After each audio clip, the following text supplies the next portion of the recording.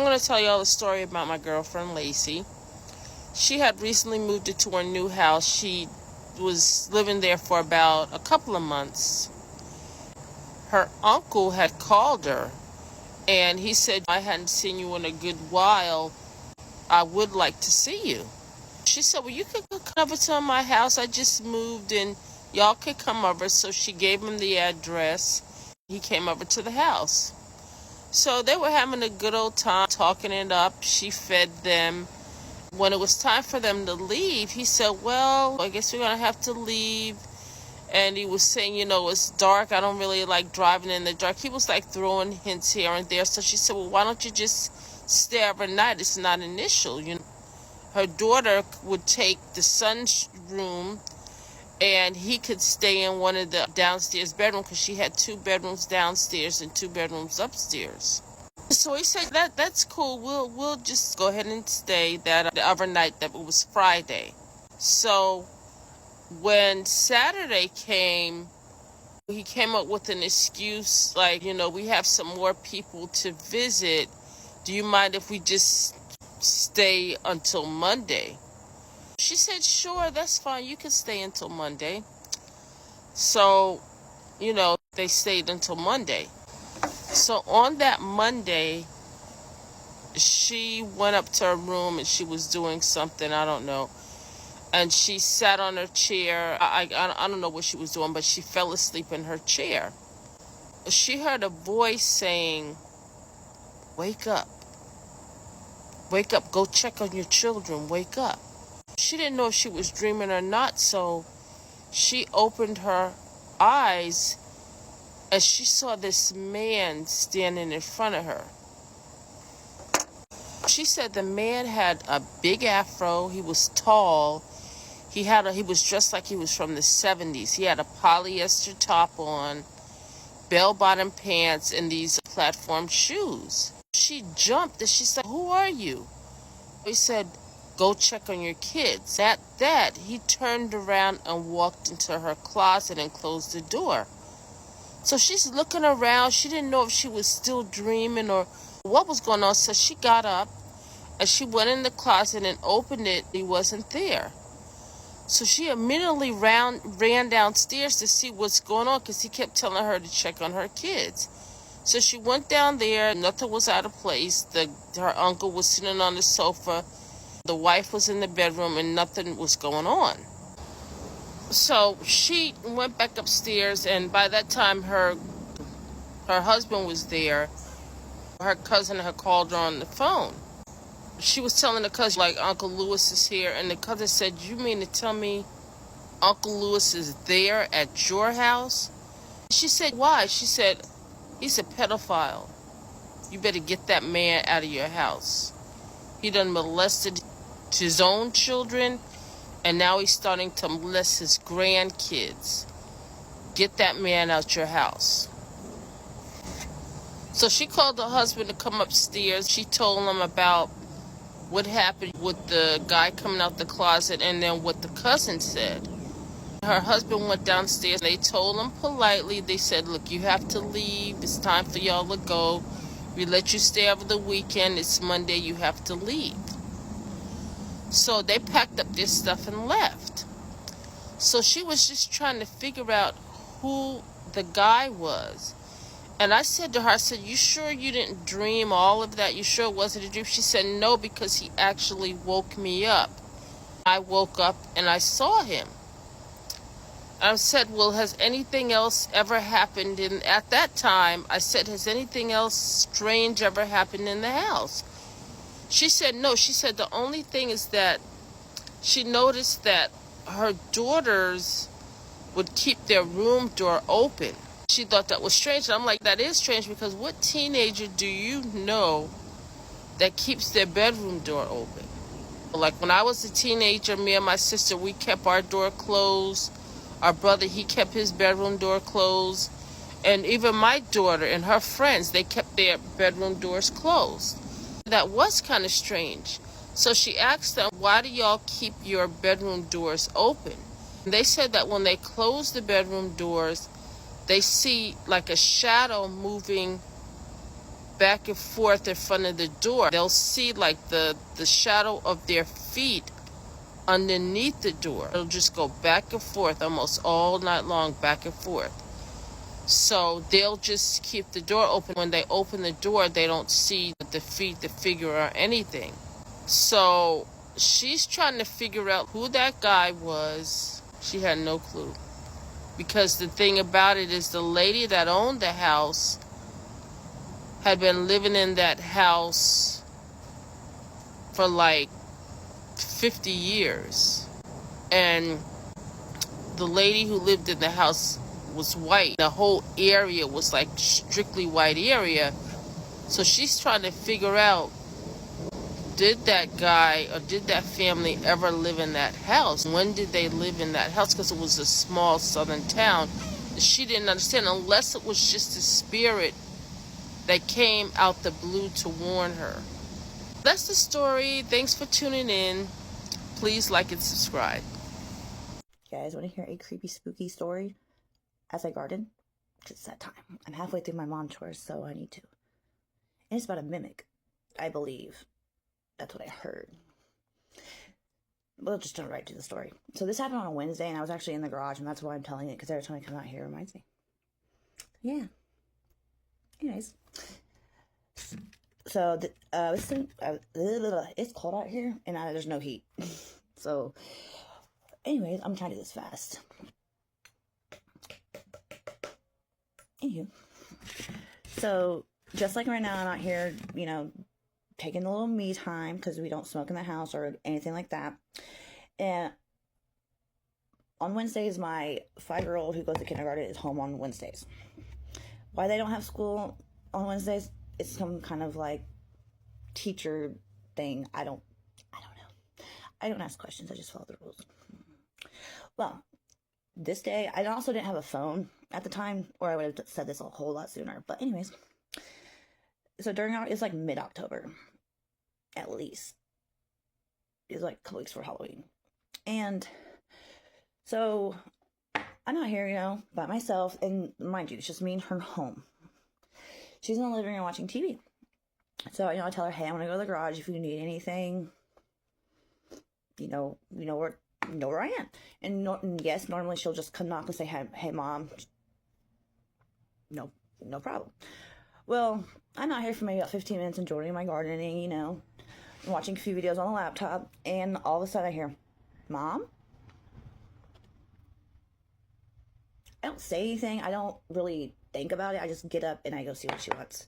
Problem is, she's not there. And the door's right there. The door's not that far. The door's right over here. So, and right behind the door is like our laundry/utility room. So I go in there and I'm like, maybe she's in here. She's not. And she normally doesn't hide after she needs me or ask for me or Dad or whoever. So I'm like confused. Okay. Very confusing. So I walk to the kitchen to the living room. She hasn't left the spot in front of the TV since I came out here. She hasn't moved. Now I'm more confused. I'll come back out in the garage. I'm trying to think of some explanation. Because not only did I hear Mom, I didn't even hear it from over here. I actually heard it from over here, which is a window. But our windows are closed because it's cold. And this was around like 1:30. All the other kids are at school. And the window is right here, but it's closed. So no other kid who I guess is in school should be saying Mom loud enough outside that I can hear it from over here. And it sounded just like her. Just like her. She also just said Mom right now, which is kind of ironic. But that came from inside. So that's my cue. But, yeah. It was really weird. Because I didn't reply back. I hear that if you have a deal with a mimic, don't answer back. But at the time, I didn't really think much of it. So I'm really glad I did not answer back. But I gotta go. Hopefully you enjoy my story. Thanks. When I found out her left foot was not human, I froze instantly. My chest tightened and my drunkenness cleared within seconds. At first, I thought maybe my eyes were deceiving me, so I looked again, but it was there, dark, rough skin, ending in a hoof, not a foot. She noticed I was staring. Slowly, she smiled, not the kind of smile that makes you relax, but the kind that makes your blood run cold. I wanted to shout, but my voice got stuck. I wanted to run, but my legs felt heavy. The air in the room changed. It felt thick, like something was pressing on me. Then she leaned forward and whispered, "Do you know how many women would have died to have your love? Yet you throw it away every night. I am just a lesson." I don't know how she knew. I don't know who she was. But in that moment, I realized this wasn't just about me chasing women. This was deeper. I gathered strength and rushed outside. When I turned back, the chair was empty. She was gone. And my door, I opened it myself. For days, I couldn't sleep. Every time I closed my eyes, I saw her face, her hoof, and heard her words. My girlfriend left me not long after. She said she was tired of the disrespect. Until today, I live with the fear of that night. I don't know what to do. Since then, anytime anybody tells a scary story, I believe them. Can we show them the older homestead? Okay, yeah, let's go. As you know. No, it's not. No, it's not.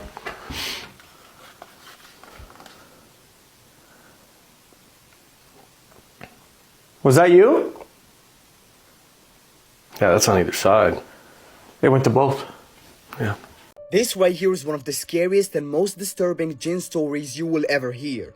It all started when a guy got accepted to college. Obviously, he was really happy, but you see, he wanted a new independent life. So, as soon as he got accepted, he immediately decided to rent an old apartment that wasn't very far from the college he'll be going to. Now, college finally started and the guy was doing, just fine. He was trying to catch up a little bit, but that's life. And speaking of the apartment, yes, it's so old from the outside, but the inside was so clean, okay? So the guy was like, okay, I'm actually living a decent life. No. Because after just 2 weeks of him living in that apartment, he started noticing something strange. The strange thing that the guy noticed was the fact that his bedroom door never stayed closed. And if you're like, bro, he can just close it, well, no, that's not what happened. See, every time that the guy closes the door and then go to sleep, the next day he will find it completely open.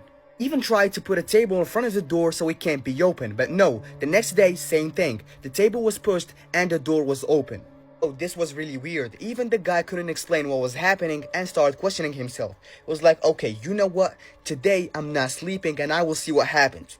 You gotta admit it, the guy got balls. So the night finally came. The guy sat on his bed and without turning the lights off, he kept staring at the door, waiting for something to happen. He kept staring at that door, not doing anything for the night, not sleeping, just staring at that door, but nothing happened. He almost gave up until he heard it again. He heard the noise coming from behind that door, and then suddenly the doorknob turned slightly downward, as if somebody's trying to open the door without making noise. This is where the guy got so scared to the point where he couldn't do anything. He just froze and then kept watching. Somebody, for some reason, is clearly trying to open that door because the doorknob kept moving up and down. The guy in his room is so cooked. This right here might be his last day. So, without nothing he can do, he was so desperate, and then he started praying for all of this to stop. He kept praying in the corner of his room until suddenly everything stopped. So the guy was like, oh my god, my prayers have been answered. What the hell? No, it only stopped for a while because something even scarier happened. The doorknob stopped moving. He saw a shadow beneath the door, the gap. And that shadow basically said, "You didn't thank us today. You didn't thank us today." It was a clear, small sentence, but it echoed all over the room and it got the guy so confused. And after that, everything stopped. The noise, the doorknob, everything. But the guy couldn't sleep anyways. There is no way he's sleeping after what happened. He waited till the sunrise and then he immediately rushed to talk to one of his neighbors. He came across of one of his neighbors who was an old man, and then he told him about everything that happened last night. This is where the old man responded with something shocking that will change the whole story. He basically said, it's been 7 years that nobody lived in that apartment. This is where the guy interrupted him by saying, nah bro, you're just wrong. The apartment looks so clean, looks like somebody left it yesterday. How come? This is where the old man said something again. He said, boy, don't interrupt me, let me finish. Everybody here knows that a jinn lives in that apartment. That's why you found the apartment for so cheap. But hey, don't worry. All you gotta do is thank him from time to time and you will be alright, okay? He just wants to be, he just wants to feel seen and appreciated. Obviously, the guy didn't want to stay here anymore. He doesn't want to thank nobody, especially a jinn, and he decided to leave as soon as he could. Yet, if I was him, I would have dropped college too, because what if he catches me there? And I better not see somebody in the comments saying, oh, I low-key feel bad for the jinn. Just saying. And for those who don't know, I also got a Twitch channel and a YouTube channel. I'll be more consistent there, so if you want to see me more, you better go there. I have them on my bio. The TikTok bio, you'll see a link, click on it, and you have every social media. See you next time. I have not done a Duende video in such a long time. What is wrong with me? So there are 3 siblings and they're all between the ages of 10 and 14. Their parents' friends had invited them over to stay at their house for a weekend. Mind you, this was going to be the first time they ever visit their parents' friend's house. When they arrived, they are all excited because they had no idea what to expect. They realized that their parents' friend is rich. All they saw was like a giant house, land, a ravine. Like, it was exciting for them because it was a new place for them to explore. So on the first day there, they explained that the family friend had taken them on a tour of the land and the house and was just like explaining all the plants to them and things like that. Obviously, it was a lot of information, so they really didn't take any of that in because they were so busy just looking at everything. However, at the end of that tour is when they said that the first weird thing happened, and that was that the family friend, the guy, explained to them that they had 3 rules when staying at his home. At this point, it was him, his wife, his kids, and 3 kids that are telling the story and their parents. And he says that the rule number 1 is to always remember that there are no other people around here other than us. Other than the people who are in this room, no one else is out there. These people lived on the edge of town, and yeah, there were no neighbors around them, but they thought it was weird that he was just telling them like, there's no one out there. We are the only people here. You need to remember this. That's number 1 rule. He then explains that if you are inside of the gate of his house, you are safe. You will always be safe inside of the gated area. Rule number 2, it doesn't matter who it is, what they're asking of you. If somebody outside of that gate asks to come hang out or just simply wants to talk to you, do not go outside of that gate. Remember that here we are alone, and again, the only people here is us. So if somebody calls you, please do not listen to them. And at this point, the kids and even their parents were looking at each other like, what the fuck? Rule number 3, if you see somebody on the gate or sitting at the gate almost like they're waiting for you to come up to them, do not get close to them. I'm gonna give you some information and I hope that you will never need it. But if anything happens, do you guys see that little lake over there? And all the kids turn and look and they're like, yes. He says, if anything bad ever happens and you have managed to get outside of that gate, you need to run to that little lake and step your feet into it. Do not go into the deep end, just stick your feet at the edge of that lake and you will be fine. In that moment is when the man turns around, looks at the kid's dad with a little smile on his face and says, I scared them, didn't I? And that's when their dad gave like a little relief because he was also scared because he's like, why is this man saying this? But at that point he figured out that he was trying to scare them and it was a joke. So they all went to bed, and the next morning the kids woke up super early because they were ready to explore. All day they had been going up and down, playing with the balls, going around, running. They did everything that they could do. And as you guys know, kids will be kids, and eventually they got bored, and to them there was nothing else left to do. And it was in that moment when they were sitting outside, bored, just with nothing else to do, that they saw a little girl. She had red hair, a lot of freckles on her cheeks, kind of look over the fence. When she peeked over, she whispered to the kids, guys, come over here, let's play. There's a lot of kids over here waiting for you, come on. As soon as that girl said that, they all started hearing a whole bunch of voices of little kids playing on the outside of that fence. In that moment, the 14-year-old, their older sister, got excited because that girl looked to be her age, and even the kids that were laughing on the other side of the fence kind of sounded like they were similar in age to her. Without even thinking twice, she turns to her siblings and tells them, tell dad that I went with them to go play, and she starts walking towards the gate. The girl goes goes up to the gate, grabs that other girl's hand because at that point she's like, come on, let's go. And as soon as she grabs her hand, she screams so loud and she just gets pulled to the other side of the fence. In that moment, her younger siblings run towards their parents because obviously they heard their scream and they were scared. They also saw that that girl had pulled their sister over and they could see like in between the grass just moving that the girl was taking their sister. They also thought it was weird because when they were running to their parents were also outside. It's crazy that the parents did not hear the scream of the older sister. So obviously they get to the parents, they're crying, they're screaming, and they tell the parents that this red-headed freckled girl took their older sister over the gate. So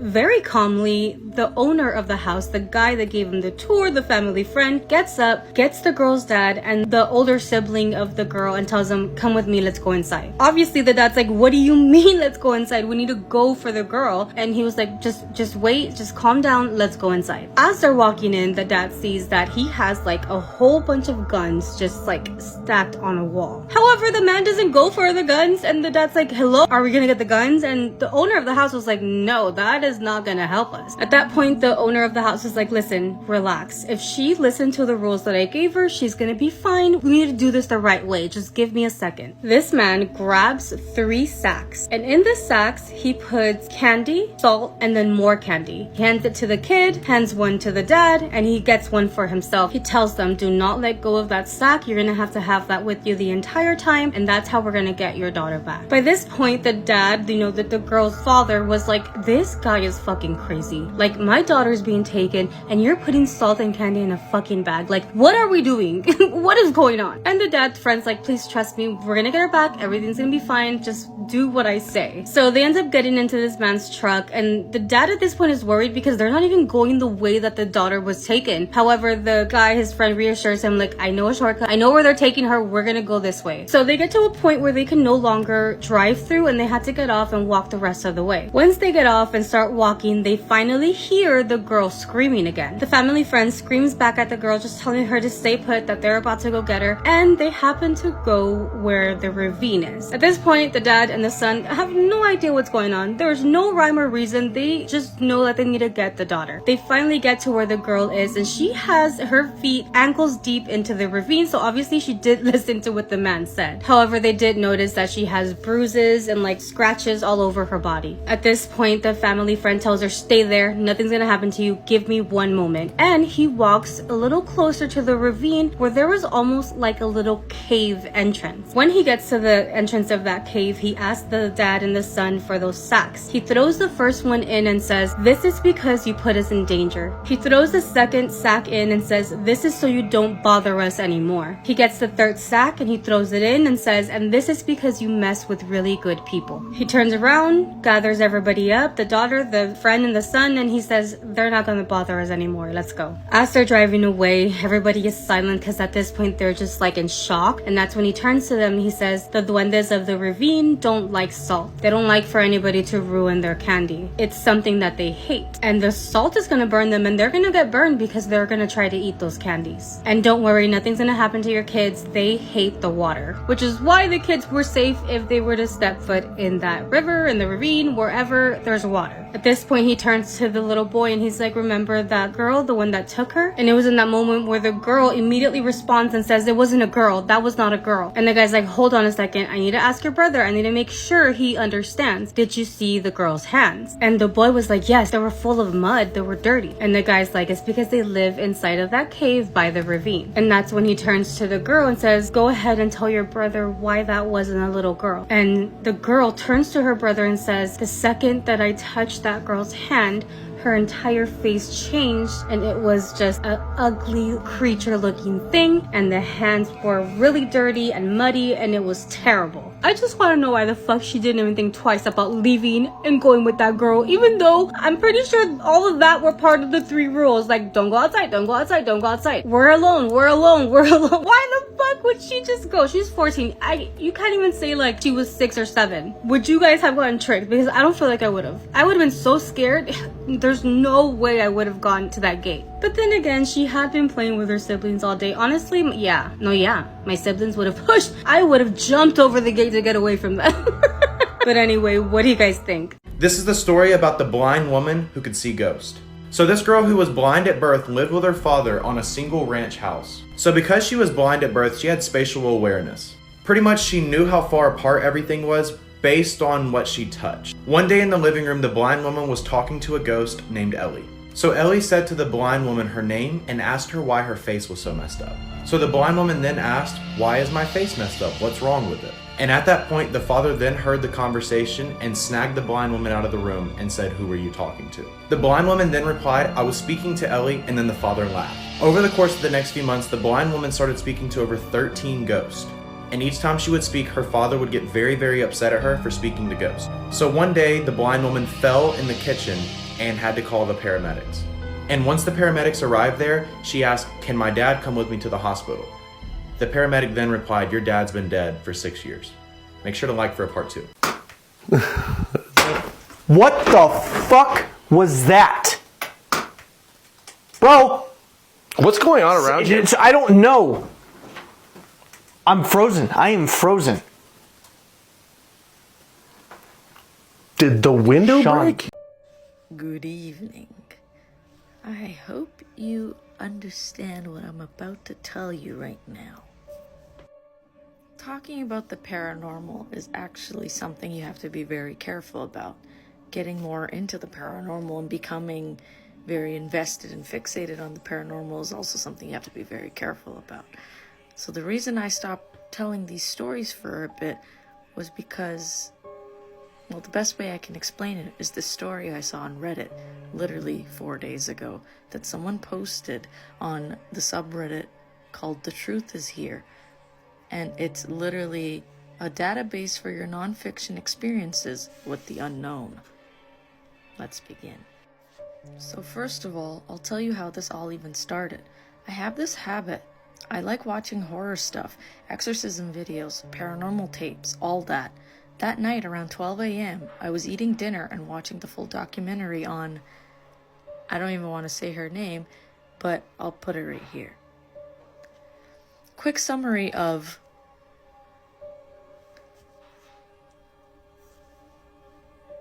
was a young German girl who became famous because of one of the most disturbing exorcism cases ever recorded. She had seizures, strange behavior, and started hearing voices. Her family believed she was possessed, so 2 priests performed 67 exorcism sessions on her. The audio tapes from those sessions are extremely intense. Deep voices, growling, screaming. She eventually died at just 23 years old from weakness and not eating. Her case is still debated. Some say mental illness, others say something supernatural. I even listened to her tape recordings, which is on YouTube. And man, those recordings are so uncomfortable that they stay in your mind after finishing all that. I went to sleep around 2:30 a.m., but at 3:30 a.m., I suddenly woke up. I heard some sound from my kitchen, not a whisper, more like something fell off the shelf. I went to check, and when I entered the kitchen, I felt this weird pressure, like someone just put their hand on my shoulder. When I turned back, no one was there. I got so fucking scared, I literally ran to my room and tried to sleep, but again, I woke up again after half an hour, this time not from any noise, just randomly. When I opened my eyes, I swear I saw 2 faces right in front of my face. Not far, literally right there. It felt like those faces came close and pushed me up. My whole body froze. I can't even explain how scary that second was. My mind immediately remembered that exorcism voice, like it was waking me up again. I tried to distract myself, picked up my phone, watched random stuff just to calm down. I listened to my favorite songs for 10 minutes, even turned on the light to force myself to sleep again, but it didn't end there. When I finally fell asleep again, suddenly my dog started vomiting. He was sleeping peacefully earlier, no issues. I cleaned everything, but again he stood up and started barking at nothing. After that, I tried to sleep again with lights on, but somehow I slept this time, and that's how the night ended. So I fell asleep, and the night ended. But guys, listen, that night was something else. I don't even know how I controlled myself. The only thing running in my head was, this is just my mind, nothing is real. But seriously, how can everything happen at once? First, I was trying to sleep and suddenly I hear something fall in the kitchen. Not like a small sound, proper kitchen shelf. I thought maybe a cat was inside or something, but when I checked, nothing was there. Empty, silent. But I swear I felt pressure on my shoulder, like someone kept their hand on me for a second. That moment my whole body froze. I went straight to my room. I wasn't taking any chances. I tried to sleep, but the moment I closed my eyes, boom, I woke up and saw two faces right in front of me. Not normal faces. Dark, weird, close to my face, like they pushed me upward. My heart was beating like crazy, and that exorcism voice I had listened to earlier, it was stuck in my head, repeating again and again. I instantly grabbed my phone, turned the flashlight on just to kill the darkness, started watching videos, listening to songs, anything to distract myself, but that voice and that feeling was stuck in my mind. When I finally calmed down a bit, I tried to sleep again. My dog started vomiting, so I had to get up, clean everything. Then he started barking on and off, like he sensed something. That was actually the scariest part. My dog never does that at night. After that, I tried to sleep again, and then I heard something, a whisper or sound from the kitchen again. Not clear, but enough to shake me. That entire night felt like something was happening around me, all after listening to that exorcism audio. Sometimes I actually wonder, did I accidentally invite something, or was my mind just messing with me? I don't know, man, but that night was hell.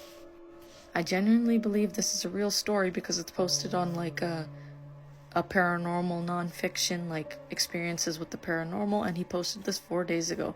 I tried my best to read his story as clear and precise as possible, but there was a lot of like weird grammatical things because he wrote this in like a hurry and a panic, which you can see like it was like rushed, like run-off sentences, like he was like scared, and he repeated himself a lot because of how scared he was. So I genuinely believe this is a real story, and the comments are all like real responses of like real things, and everyone's saying like, you don't dive into these things, you don't watch these videos, especially after midnight, but just in general, like if you're feeling scared, you're gonna invite these things in. And I genuinely believe that talking about these things very much invites things.